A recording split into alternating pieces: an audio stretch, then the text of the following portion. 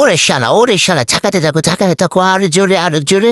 দেখছো কি বানাইছি, যে কুত্তা মারা গরম পড়ছে, মানে কি বলবো ভাই। তো যাই হোক, এই দেখো চলে এসেছি। আজকে আমরা জামা খাবার বানাবো, তাহলে সুন্দর করে একটু ধুয়ে নিচ্ছি, সুন্দর করে দিব, বুঝছো?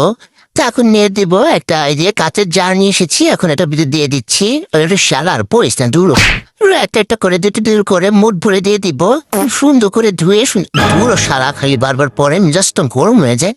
তো যাই হোক, এই দেখো নিয়ে নিয়েছি সবগুলো। এখন দিব লবণ, আবার দিব লবণ, শুকনো মরিচের গুঁড়ো, তো দিচ্ছি বিট লবণ।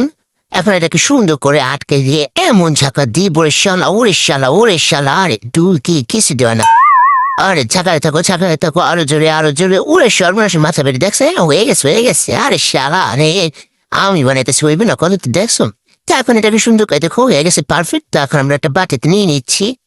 পরে না ওরে সর্বনাশের মাথা বেরিয়ে দেখছো কত সুন্দর হয়েছে। ও মাই গড, পুরো জুসি দাঁড়াও, সব গুটাই নিয়ে নিচ্ছি। এখন আমরা জারাইতে পানি দিয়ে এবার একটু দিচ্ছি। আমার কাছে জলটা এত ভালো লাগে, মানে কি বলবো তোমাদের, পুরো সে হয়েছে দেখছো। ও মাই গড, কালার পুরা মাশাআল্লাহ, পুরা সে।